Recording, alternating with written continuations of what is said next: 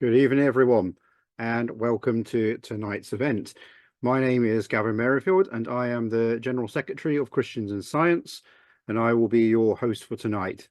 This event has been organised by CIS. We are an organisation that seeks to foster better relations between the church and science, while also providing fellowship and support for Christians who work in the sciences.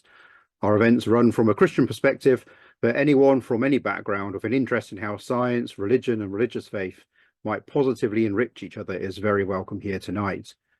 You can go to our website at www.cis.org.uk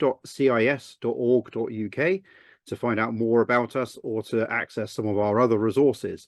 Recordings from many of our past events and conferences can be found on our YouTube page.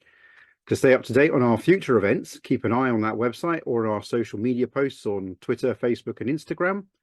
And if you would like to support our work in a practical way, then please consider, if you're not already, whether you might like to become a member or a friend of CIS yourself, or by making a donation to our ongoing work.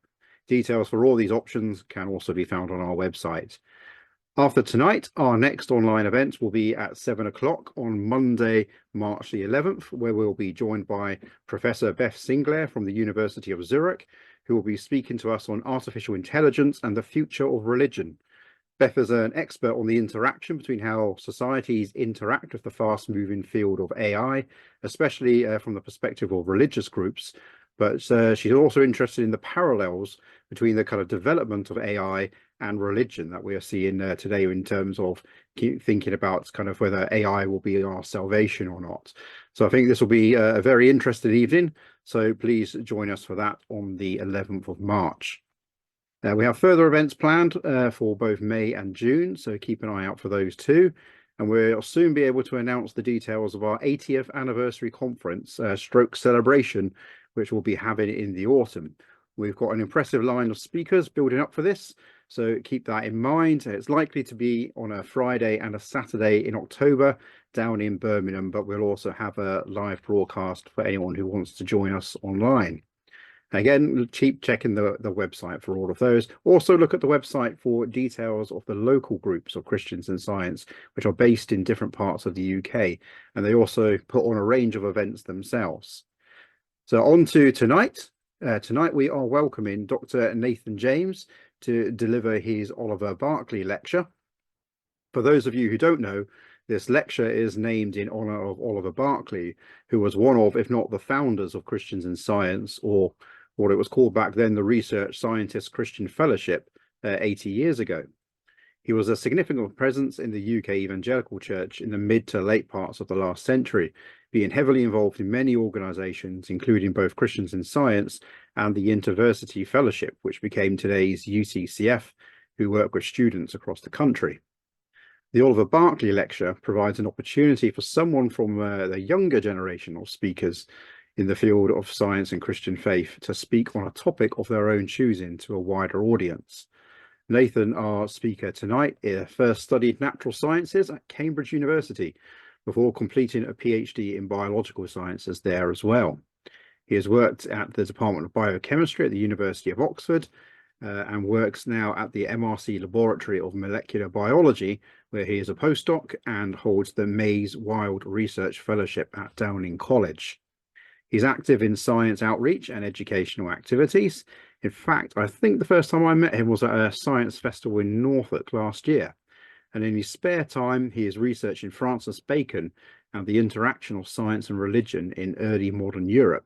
And so I think we might be hearing a bit more about Bacon tonight. Our format for tonight will be a presentation from Nathan, followed by a time of questions and discussions. So I will now invite Nathan to give his lecture titled A Higher Calling, Science as a Christian Vocation. Over to you, Nathan. Great, thank you. Oh, there we are. So, to begin, what does it mean to be a scientist? You all know what science is, It's a method or a set of methods for experimenting and rationalizing to gradually discover truths about the natural world, what it's made of, how it works, that sort of thing. But what is a scientist? Or let me phrase it this way. What should a scientist be? What are the character traits that make someone good at doing science? How should we balance scientific research with other responsibilities? And how, as Christians, how do we let Christ guide our scientific lives? Right now, these questions weigh heavily on my mind as I struggle with my research and worry about my future. Like many scientists, I've always seen my career as a kind of higher calling, something to do because I love it and because it's important, but not because I'm rewarded for it. I often hear words like privilege or sacrifice used to describe scientific careers, and it's common language to compare academic science to real jobs, where people supposedly find less fulfillment, but more money and job security. So today, I want us to think about this idea of science as a higher calling. Where does it come from? How does it shape our approach to doing science? And is it a healthy way to think? To tackle these questions, I want to contrast two models for what it means to be an ideal scientist. One ideal you might like, the other you might not. But as we proceed, ask yourselves which ideal you relate to the most. So, if we consider the ideal scientist, where better to look than Robert Boyle, inventor of chemistry and founding member of the Royal Society back in 1660. Boyle was a devout Christian and saw his science as an outworking of his faith. To him, science was new and exciting, with the potential to change the world. He also applied his scientific mind to his faith, and through rigorous study of Hebrew, he became familiar with the ancient world picture of the Bible, including the temple imagery in the early chapters of Genesis.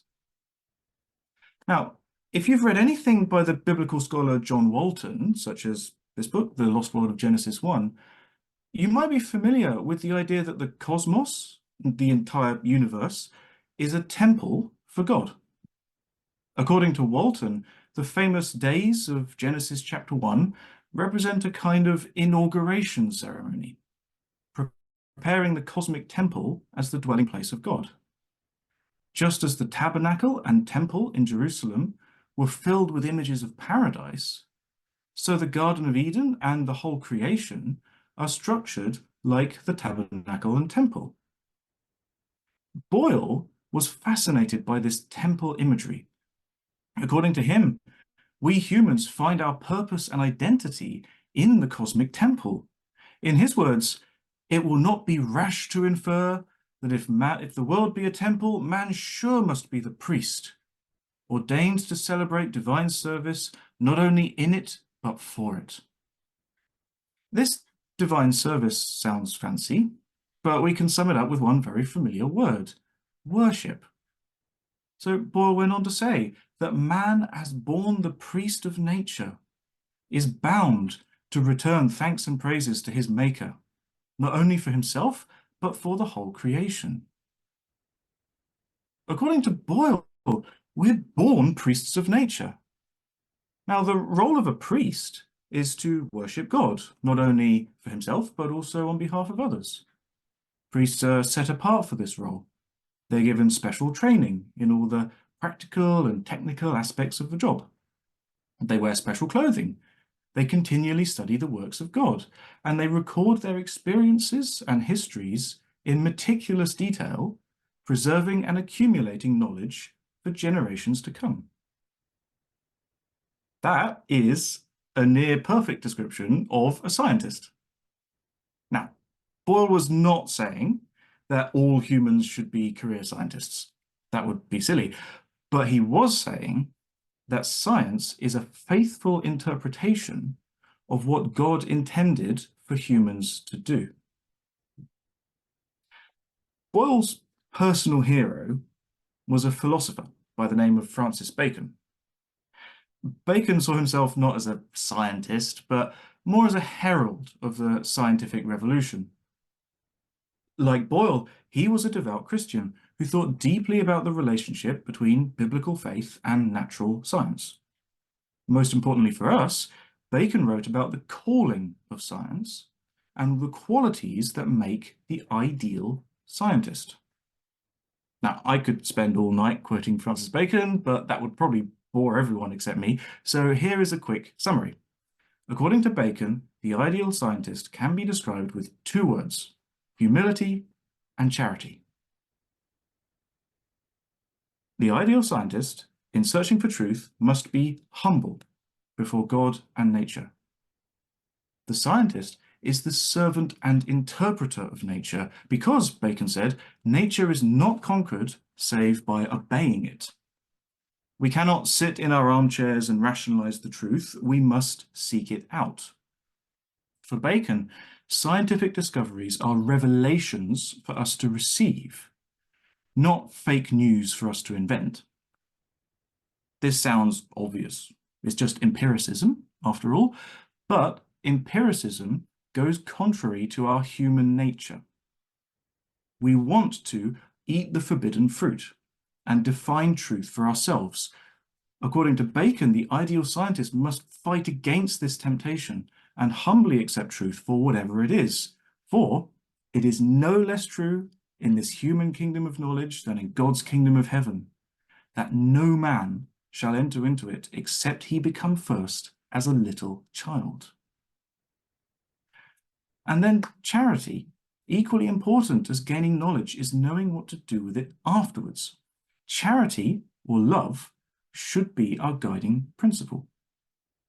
Bacon said that knowledge should be referred to use and action. Scientific advancements must be built upon what has come before, and new discoveries should lead to new technologies that improve quality of life. Just as faith is shown by works, he said, we should do the same with philosophy, and judge it by its fruits, and if it be barren, regard it as empty. Bacon is most famous for coining the phrase, knowledge is power. But the power that he had in mind was the power of charity, the power to help each other and to fight against our ultimate enemy, sin. According to Bacon, the true ends of knowledge are not the pleasure of curiosity, nor ambition of honor or fame, nor any other good thing, but a restitution and reinvesting in great part of man to the sovereignty and power which he had in his first state of creation. For Bacon, the purpose of science is to undo the fall of Adam and Eve, to restore humanity and the natural world to their original perfection. Not completely, mind you. He still thought that the Holy Spirit has some role to play, but he argued that science is the best and most practical way for us to love each other. For Bacon, Boyle, and their friends, the ideal scientist is someone who pursues the true ends of knowledge. A priest who approaches the book of nature with humility as a little child, with no ambition or reputation to uphold, and uses the secrets of nature to heal the world. The ideal scientist is motivated by faith, hope, and love, and scientific research is most successful when these are its guiding principles.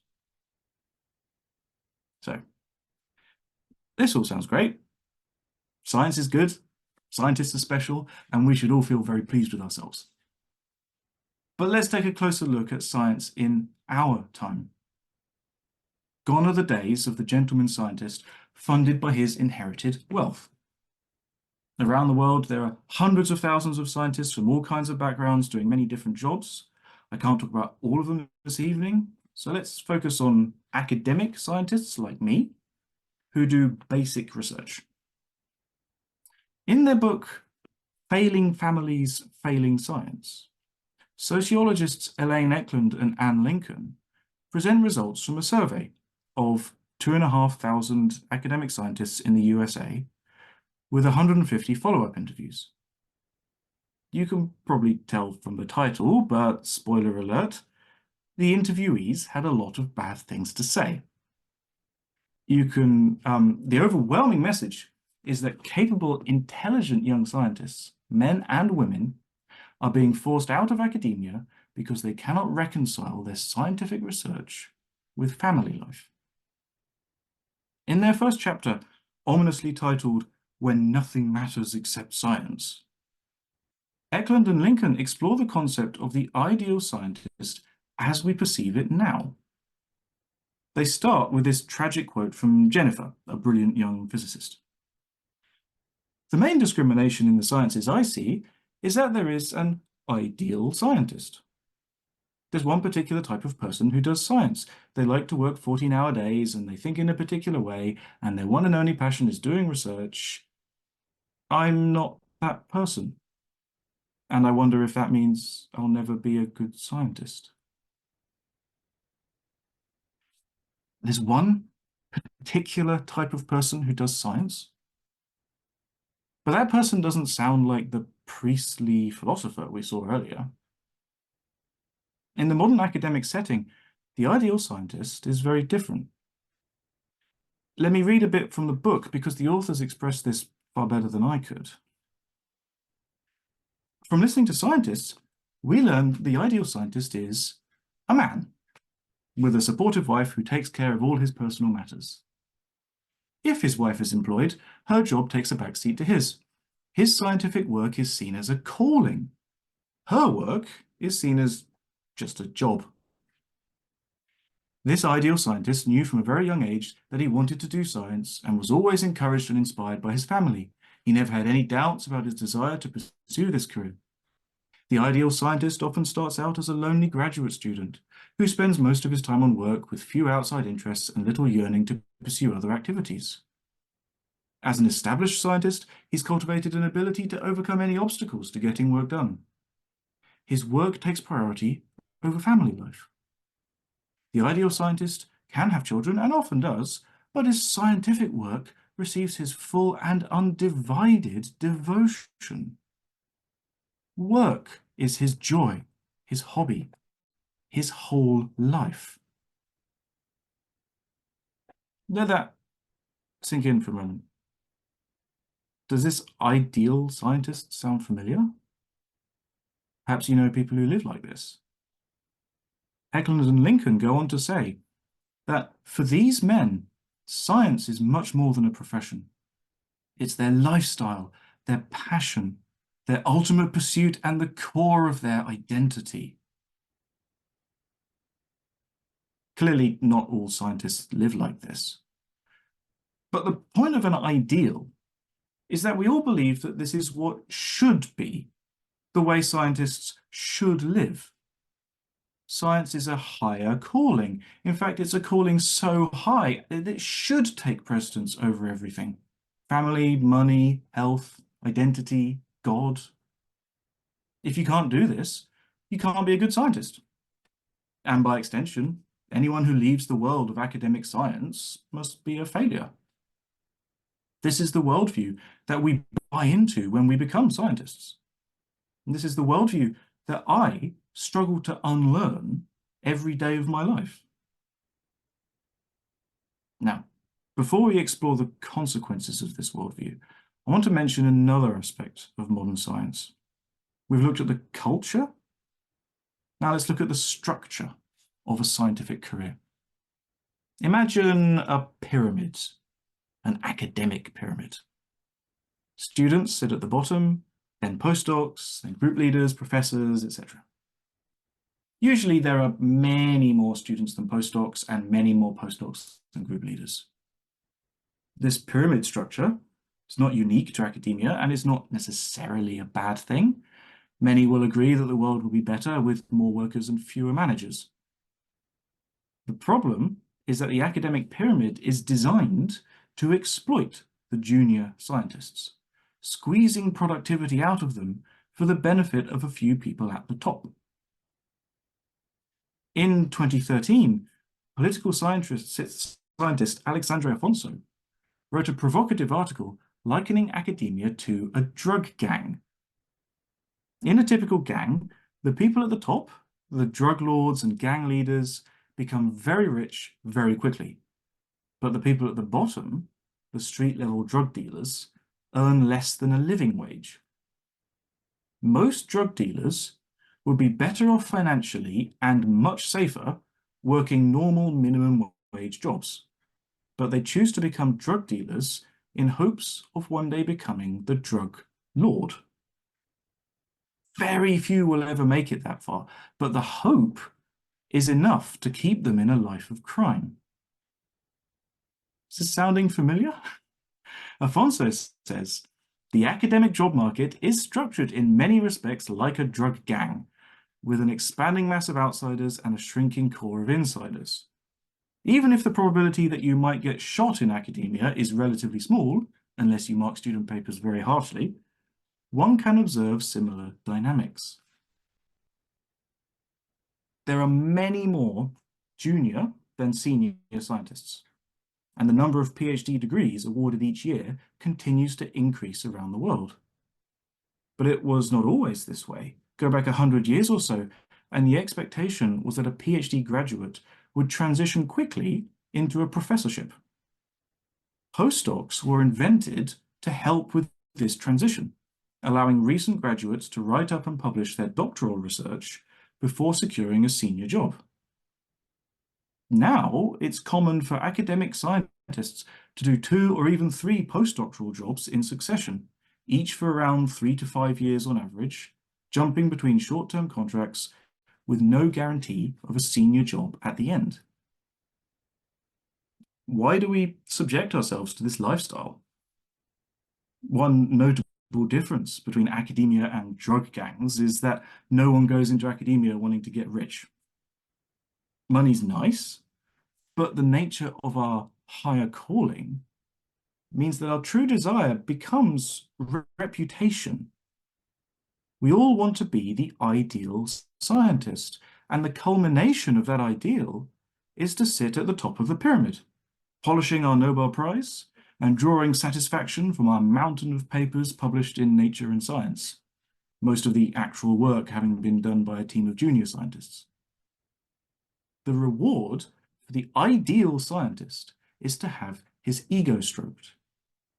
Reputation is the currency of academia, and the vague promise of reputation is what attracts students and postdocs, at least for those who believe in the modern ideal. Hopefully by now you're all shocked and horrified. Academic scientists suffer under an oppressive worldview and an exploitative career structure. The situation is a far cry from the lofty ideals of the scientific revolution. As modern scientists, we've sinned. We've replaced humility with reputation and charity with selfishness. We've turned the idea of a calling on its head. Now, like all sin, the sin of the modern ideal is destructive. So here are just some examples of how the culture and structure of academic science are bad for scientists and bad for science. Excuse me. So first, territorialism. During my few years in research, I've seen all kinds of territorial disputes erupt between scientists. These often result from the desperate struggle for research funding, which makes people unwilling to share resources, such as chemicals or equipment. In many universities, there's also a constant competition for laboratory space. Scientists rub shoulders day in, day out, but refuse to share or cooperate. This creates a hostile work environment with a tense atmosphere where arguments can flare up at any moment. This tendency for self-preservation leads to other unethical practices. Perhaps the most common is the unfair crediting of work to benefit a person in a position of power. A senior scientist mysteriously appears on your paper as a co-author, despite contributing nothing. A postdoc takes control of a student's project as soon as the data look promising. The desperation of publish or perish makes scientists possessive of their projects and causes professional relationships to break down This leads to my next point, bullying.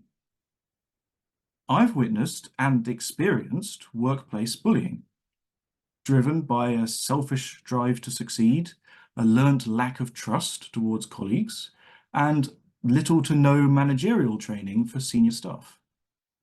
In academia, everyone from students up to group leaders is motivated by a kind of existential dread, afraid that the next performance review, the next rejection letter, or the next paper from a competitor might spell the end of their entire career. We learn from our colleagues and implicitly teach each other that science is everything, the core of our identity. We wrap up ourselves in our science so tightly that any threat, real or imaginary, to our meticulously planned work is automatically met with hostility. Only tenured senior scientists are free from this pressure, but by then it's too late, the behavior is ingrained. Then dogmatism. Finding our identities in science also has a direct negative effect on science itself. When we find our value in our reputations, we respond with hostility to any dissenters. Scientists presenting data that contradict our theories are shouted down at conferences. Only papers that support our theories are accepted through peer review. Journals actively make this worse. Every paper must have a compelling story. Disparate observations must be interpreted according to the prevailing paradigm, and any contradictory data are hidden or ignored. These practices create dogmas, which cannot be overturned until the scientists with vested interests eventually retire or die off. And lastly, fraud. I already mentioned the idea of publish or perish. Publish your research as fast and as often as possible, or lose your job. The phrase publish or perish was coined almost 100 years ago, and it still holds true. In academia, the only meaningful metric of a scientist's competence is number of publications, ideally in journals with high impact factors. This creates immense pressure on scientists' mental health, and ultimately leads to repetitive publication of data, trivial research, loose criteria for authorship, and fraud. According to one paper, 2% of scientists admit to having fabricated or falsified data. 14% have witnessed colleagues doing this, and 72% have seen other questionable practices. About 5,500 papers were retracted last year, but Retraction Watch estimates that at least 100,000 should be retracted annually. In case you doubt the severity of the problem, it's estimated that fraudulent papers in biomedicine have led to hundreds of thousands of preventable deaths worldwide. Scientific fraud is uncommon, but it's not as rare as we might hope. And the motive for fraud, the desperation to publish, to make a name for ourselves, and to climb the pyramid, is something that we all know. Lastly, I want to talk about how this academic culture affects those around us, our families. Earlier, I mentioned the book Failing Families, Failing Science. Here, Eklund and Lincoln explore the difficulties of balancing scientific research with parenthood, and especially motherhood. Scientists want to have children, but many have fewer children than they would like, and postpone parenthood until later in life, when they will hopefully have more job security. During their years of peak fertility, most scientists are still students or postdocs, burdened with student debt and regularly moving between short-term contracts. Now, remember how the academic pyramid depends on a surplus of students and postdocs? Well, it gets worse. Having a surplus is one thing, but there's also an endless supply. Any junior scientist can easily be replaced. And this creates an incentive to keep salaries low and contracts short for those at the bottom of the pyramid. Furthermore, junior scientists are actively pressured to move great distances between jobs. Many prestigious fellowships require international mobility, and there's an expectation that young scientists should prove themselves in another laboratory culture before being accepted into a senior position. As a result, I have seen multiple postdocs move away from their wives and young children to live and work in another country, staying there for years or even indefinitely. Children grow up seeing their fathers just a few times a year. Marriages break down. Loneliness and depression are rampant. This is not rare. This is normal in academia. We are forced to sacrifice family on the altar of science, required to abandon our families and focus all our energies on the higher calling. I've disappointed several of my mentors by continuing to stay in England and, for the most part, remaining in Cambridge. By staying, I've made myself ineligible for most fellowships, and I've been told that no matter how successful my research might be, my chances of getting a group leader position in Cambridge are essentially zero. So why haven't I moved away? Well, I've tried, but my ties to Cambridge are not easily broken. My family are here. My parents are getting older and want to spend time with their little granddaughter.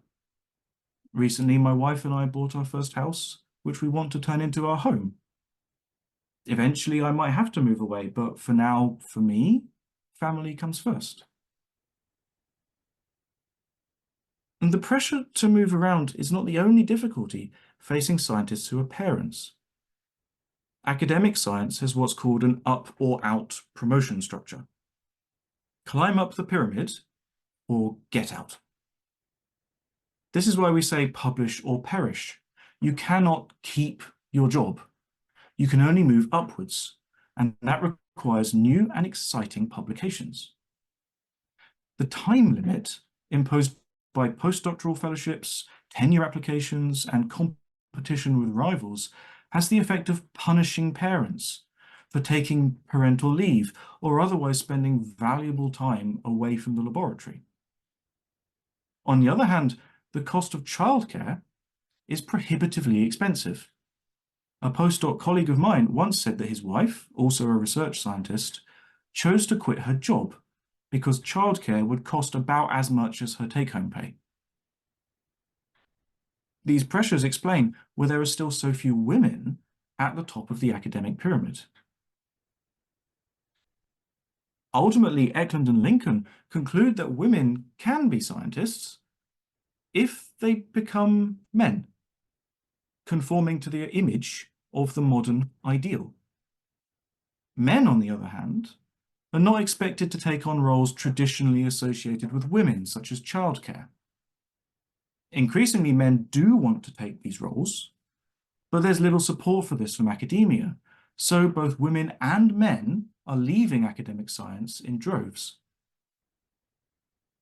And what about scientists who have other caring responsibilities, such as caring for elderly or disabled relatives? During the pandemic, my wife and I spent 10 months living with and caring for my terminally ill grandfather. He had pulmonary fibrosis, which meant that he was slowly suffocating to death. He was also the very definition of high risk for COVID-19. Being totally isolated and barely able to breathe left him lonely and severely depressed. My wife and I took time away from work to help him through the depression and lift his mood, and by the grace of God, we had some success. But many, many elderly people cannot rely on family to be live-in carers, let alone family who are scientists. Currently in England, more than 2 million people over the age of 75 live alone, and more than 1 million spend over a month without speaking to a friend, neighbour, or family member. Elderly people have a higher risk of suicide than any other age group. Worldwide, there are roughly 150,000 suicides each year among older people, and 2 to 4 suicide attempts for every death by suicide. In the next 25 years, the number of people older than 85 in England will double to 2.6 million. Who will care for these people? As scientists and Christians, surely we should be leading by example, caring for our families while we pursue the true ends of knowledge. What is the point of doing scientific research if doing that research leaves our families to suffer? So, where do we go from here?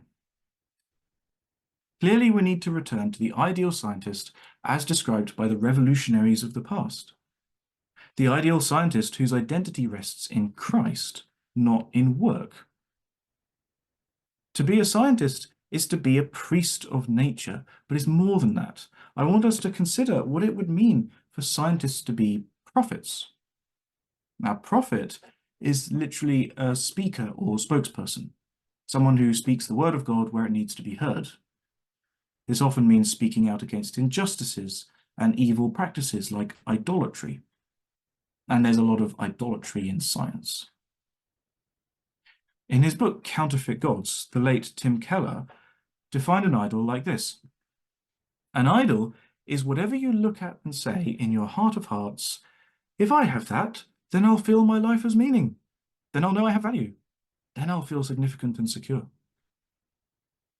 There are many ways to describe that kind of relationship to something, but perhaps the best one is worship. Many things vie for our heart's desires. Ordinarily, these objects of desire should fit in a hierarchy, with God at the top and everything else below. Within this hierarchy, everything flourishes, but if we shuffle things around, everything suffers. Placing science above family, for example, has devastating consequences for both, leading to broken families and bad science. Even worse, the culture of academia encourages us to put scientific research in the place of God. Science is a calling so high and so difficult that we're forced to abandon faith, hope, and love, the true ends of knowledge. Not even our childish curiosity remains. The idolatrous scientist is but a shallow husk, desperately working towards the next paper or grant proposal. No time for anything or anyone else. So, can we call science a higher calling? It's certainly a priestly and prophetic calling, but thinking of it as a higher calling is idolatrous and makes scientists vulnerable to exploitation and abuse. This great enterprise that we call science is simply what humans were created to do. We're meant to study creation, and we're commanded to use our discoveries to heal the world. I don't have easy answers for all the problems faced by scientists in the 21st century. Reform will take time and the concerted efforts of many people, but with God, all things are possible. All I can do now is urge you to see yourselves as priests and prophets. Never lose sight of the true ends of knowledge, and never sacrifice the wrong things, health, family, God, on the altar of science, for to do so would be to defeat the very goal for which we strive. Thank you. Thank you very much for that, Nathan. That was absolutely fantastic. I think it's really incredibly helpful that we take time to step back and think about what it is we do as scientists and why and what the impact that has on ourselves and those around us. And I think that's something that we don't do often enough. I've had a lot of resonances in your talk and a lot of familiar characters of the descriptions of scientists of different kinds in my own experience of research. I know for myself, it wasn't until I was a postdoc after 10 years of research that I came across one person who first said to me, think about what you're doing. Is this really what you're for, what you're meant to be doing? And he wasn't a Christian, but it really stopped me in my tracks. And I'd always wanted that career in science, always wanted the next stage of that pyramid. But it also then tallied with a gut feeling I had that like it wasn't what I was meant to be doing. I think probably there's more of us who feel that than the system lets us admit. So I'm sure your talk has provoked some questions. I can see some already. So we'll just jump into some of those questions now. First question is, when did this view or perception of an ideal scientist begin to change? Ooh, I don't know. It's the simple answer. I suspect it's fairly recent. I suspect it's second half of the 20th century. That would be my assumption. Because even if you think back, first half of the 20th century, you've got, Einstein, Watson, Crick, all sorts of people studying and working in that period. And you have just, for one thing, far less competition. Um, even well, it's beyond in the 50s, even like if you think about Watson and Crick, the competition that's famous there is between Cambridge and London. Whereas now, if you had an equivalently important project that was happening now, you'd probably have 10 labs from China plus another 20 from all around the world to compete with on any project of similar importance. Um, and each lab would be not just two people working together, but it would be many, many. So that just the number, I think a lot of this results from just the sheer number of scientists that there are nowadays, which has mostly grown through the latter part of the 20th century.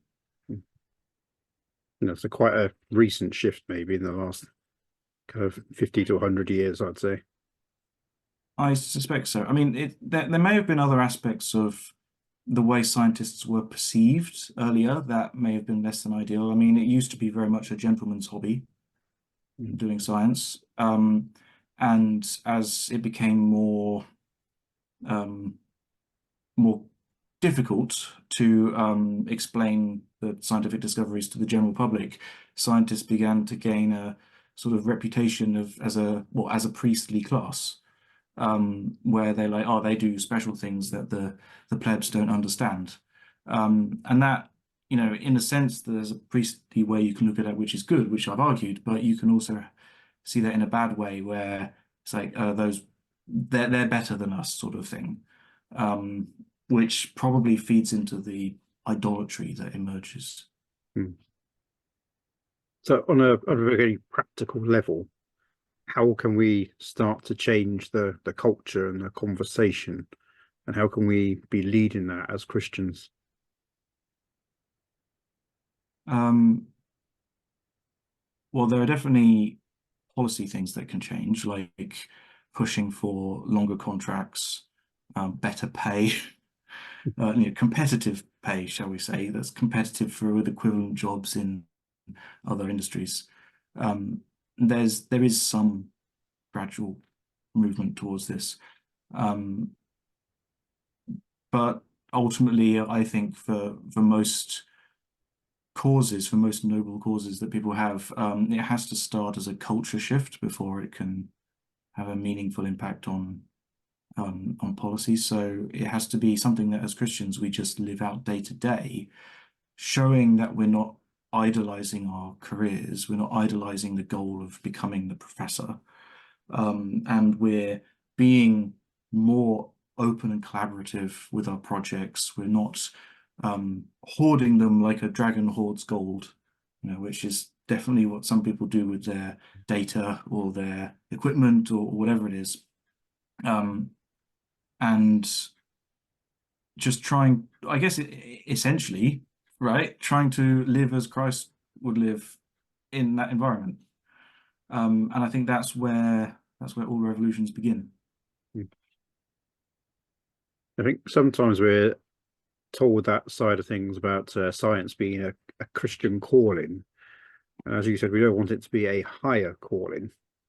Yeah. But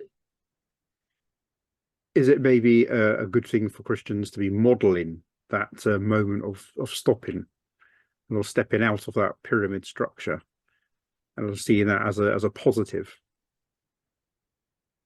Yes. So I've seen this with colleagues, PhD students and postdocs, who have to go through non-Christians who have to make that transition where they leave academia and go into, often it's industry of some sorts, or it might be any other possible job. And it's a huge step for them.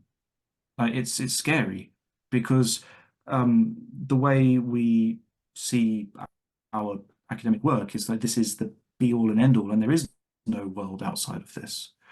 And actually, as Christians, we have an advantage because, first of all, if we're going to church and being family with other brothers and sisters in Christ, then we are more aware of other people outside of academic science.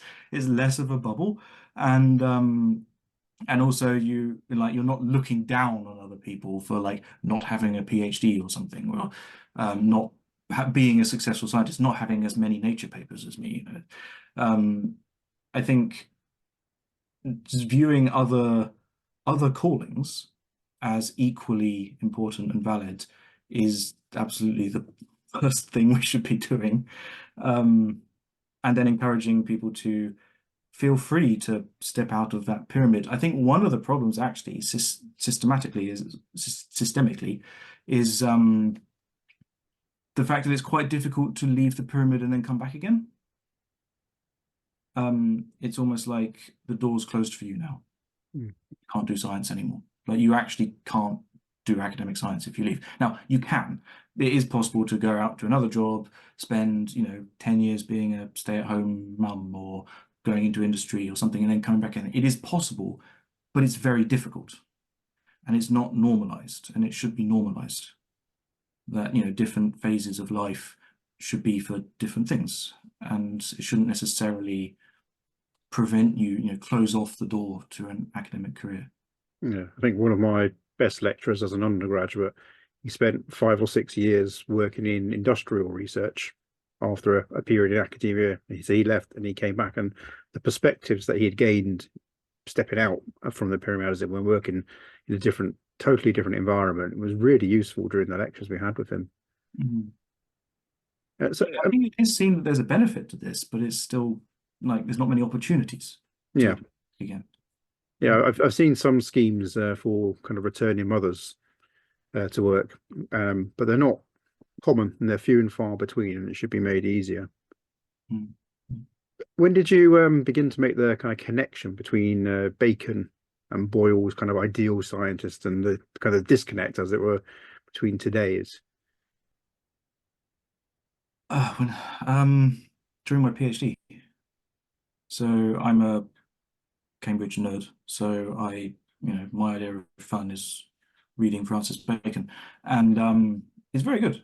You should try it. But it's very inspiring. He's sort of Bacon especially, very inspiring writer. And back in his day, what he had to do was not so much like argue like this is my scientific discovery. He was actually a lawyer by profession, so he didn't do that much in the way of experiments.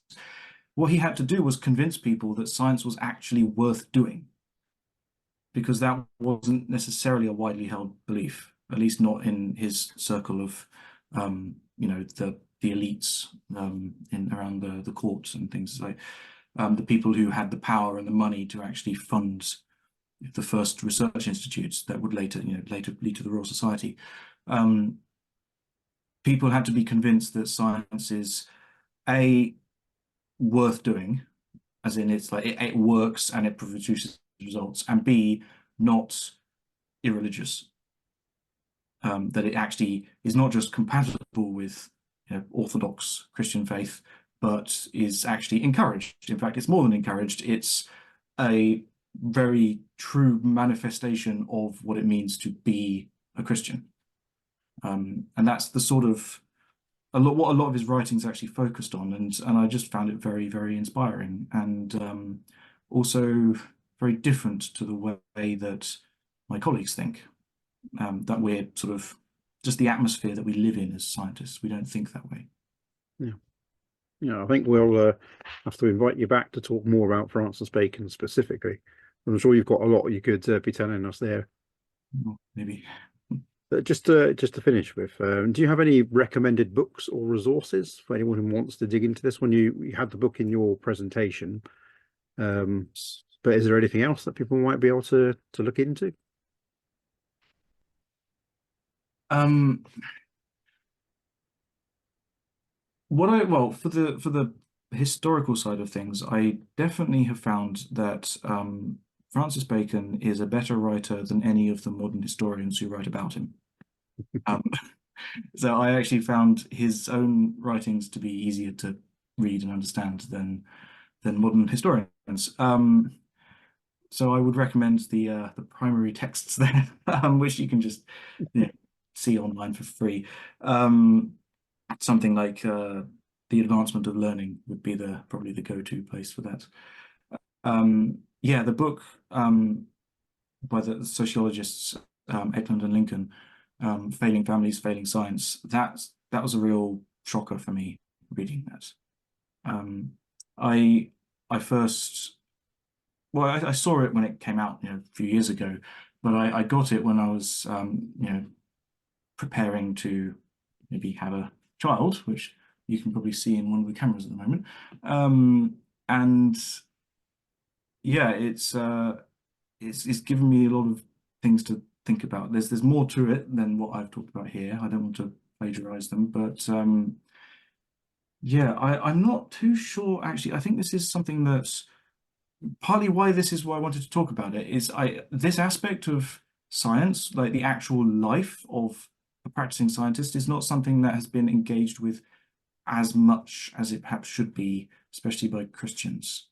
Um, I feel like it's fallen under the radar a bit, so that's why I wanted to highlight it today. Yeah. Uh, We had so a comment in the chat about you may be writing this up somewhere. So I think you and I can have a chat about that after, because that's what the thought that occurred to me during your presentation as well. I just thought we don't talk about this, and I think we need to be healthier with our thinking about what it is we're doing in general, but especially as Christians, that we don't make science that idle and a scientific career especially. So thank you to Nathan again for his presentation. Now, I'm going to be thinking about it for days, I think, afterwards, if not weeks. But I might use some of those Bacon quotes in a talk I'm giving later this week as well. They're really, really good. So if 8 o'clock approaching, I think that's going to bring us a bit to a close. So thank you for your questions and comments, and thank you all for being here. And again, thank you to Nathan for his presentation. I'd also like to thank Matt, who's been hard at work in the background handling the technical aspects of tonight. So thank you, Matt, for that. Remember that our next online event will be on March the 11th, and you can find a link to register for that on the Christians in Science website. So until next time, take care, God bless, and good night.